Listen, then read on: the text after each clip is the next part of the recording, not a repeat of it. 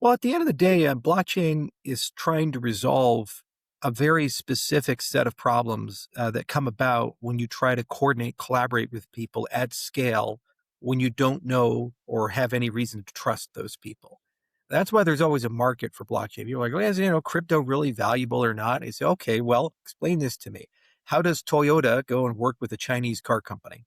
How does an American oil company go work with a Venezuelan oil company?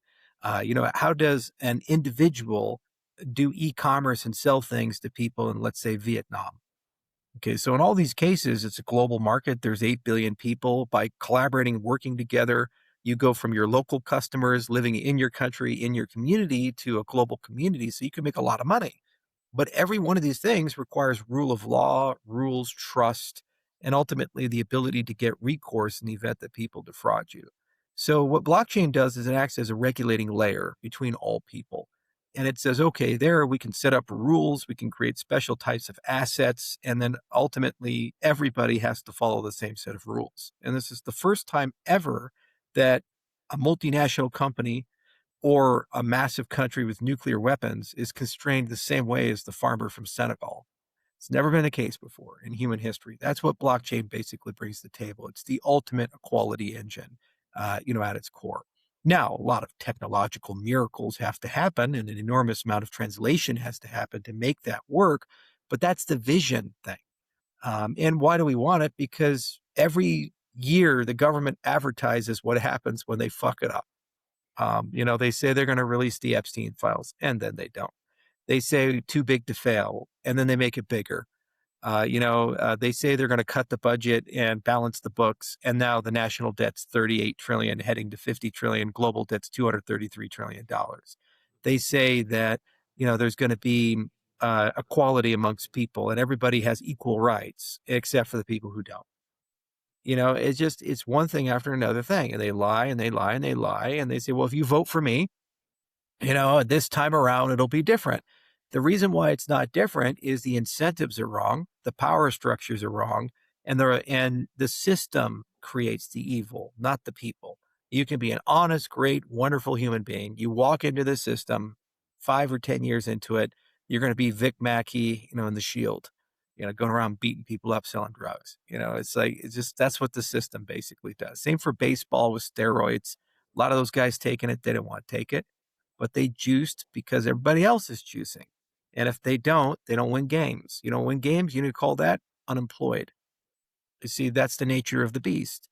So really what blockchain's about at its core is that trust model and that ability to change the rules from don't be evil to can't be evil. That's what I signed up for. And I've spent 15 years now in this industry. And I built 4 cryptocurrencies, BitShares, which was the first algorithmic stablecoin index launched before Ethereum. Obviously, Ethereum is what I'm most known for, and Cardano, and that's been the bulk of my work. And now Midnight. And every step of the way, we were trying to resolve something in the trust model, and we were trying to resolve something in the collaboration model, so that the maximum amount of people can enjoy decentralization, freedom, and equality. 100%. And so the systems that you're referring to, and Keith and I actually were just having a discussion about this before we got on, is that is the core problem, is that even great people in a broken system do broken things.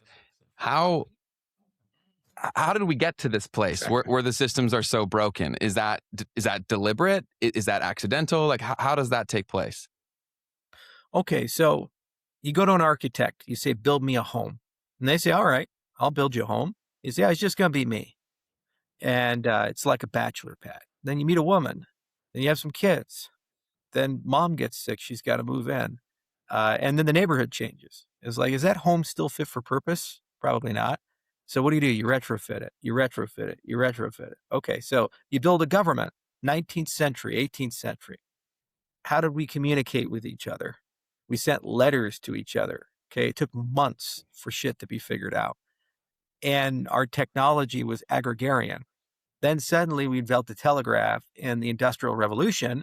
We're moving a lot faster. We're communicating a lot faster. Did we update and modernize our constitution and our governance structure? Not really, not enough. And then all of a sudden, electricity comes around and people are working in the nighttime. And then all of a sudden, we invent planes and mass transportation. And suddenly we go from a regional to a global world. And then all of a sudden the internet gets invented. All this technology comes, all this globalization comes. Did we update, modernize our governance systems and our political systems and our organizational systems with people? No. So how do we compensate that? We invented two new branches of government, the bureaucracy and the corporation. If you're enjoying this, this was actually taken out of a piece of our live stream where we go live every Tuesday and Thursday at 12 p.m. Eastern. If you want to see the full version of this episode, you can click the link in the description down below. But for now, back to the clip. So the bureaucracy is like a silent fourth branch of government, and all the shit we didn't upgrade in our legislative, executive, judicial branch, we just stuck over there, which is why we now have 10 million plus federal employees and all these agencies and these other things, because they're just compensating for the design defects. It's like that, that room you've bolted on to your house for mom to live in. And then on the corporation, everything that the bureaucracy can't do, these giant multinational corporations have stepped in and they took over the payment systems and the communication systems and the telecommunication systems and the transportation systems and these other things. So you've outsourced modernity to unelected oligarchs who basically operate like regional kings, and they run with different systems. All those systems are about profit maximization. So they're intrinsically sociopathic at their core because they don't give a shit about their employees, their leadership, the environment, or anything. It's about quarterly profits.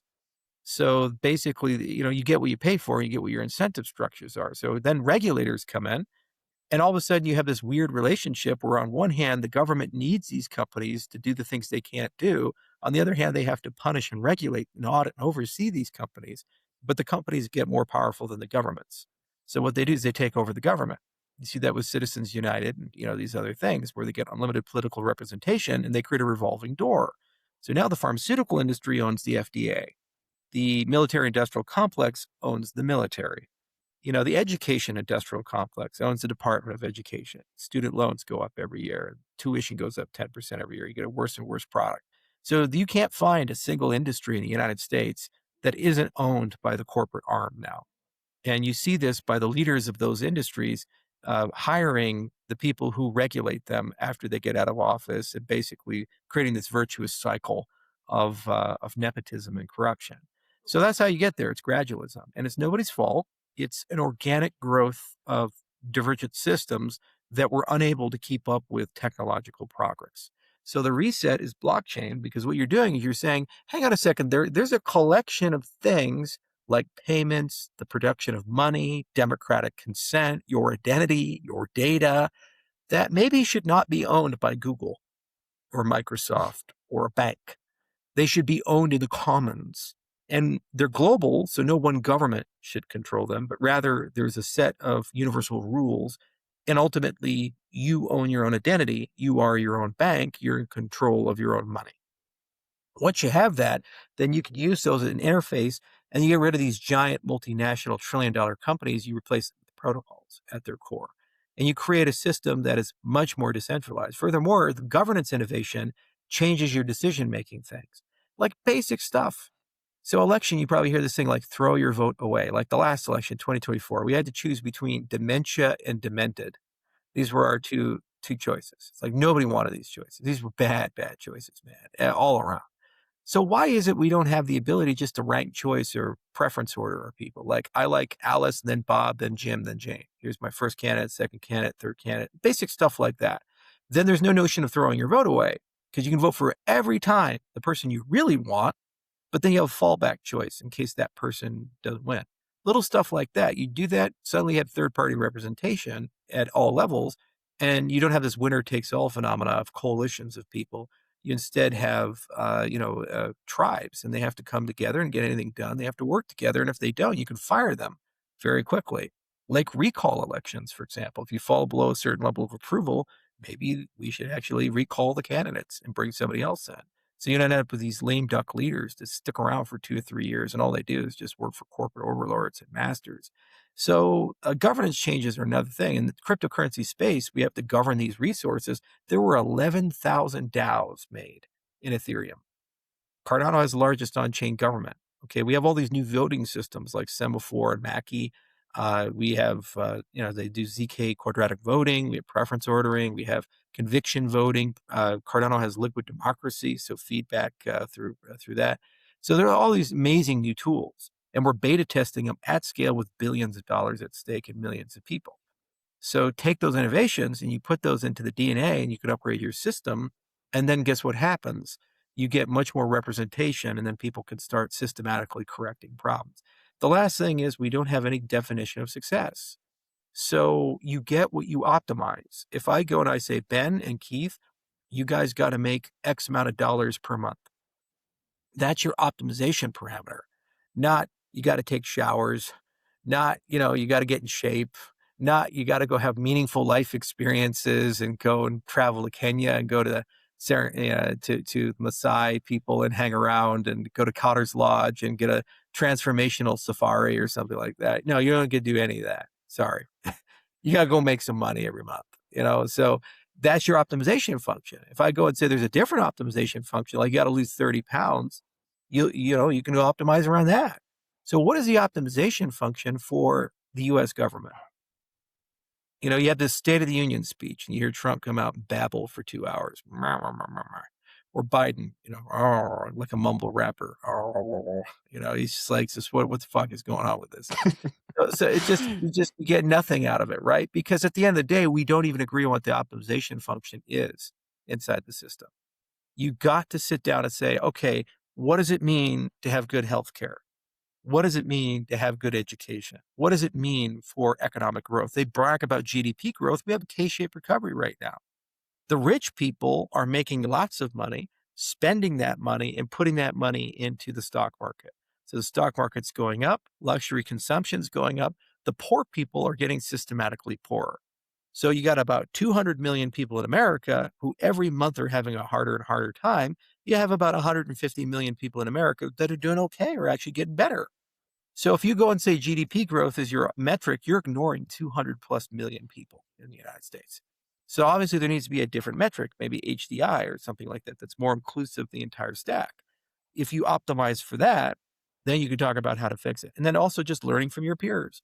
So whoever is measuring this shit, who's number one in the world? Is it Singapore? Is it China? Is it Japan? Is it Germany? Who the fuck cares? Go talk to them.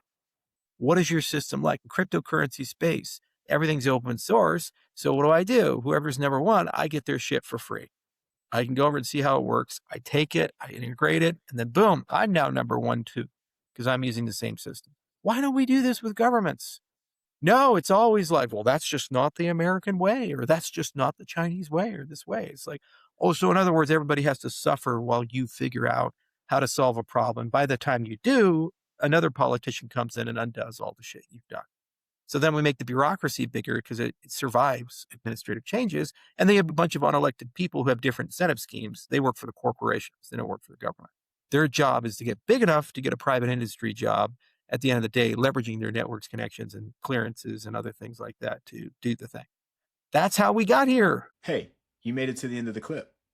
That means you're probably enjoying this. And if so, just know that you can catch us live every Tuesday and Thursday at 12 p.m. Eastern. And if you want to see the full version of this episode, you can click the link in the description down below. Otherwise, YouTube thinks that you will enjoy this next.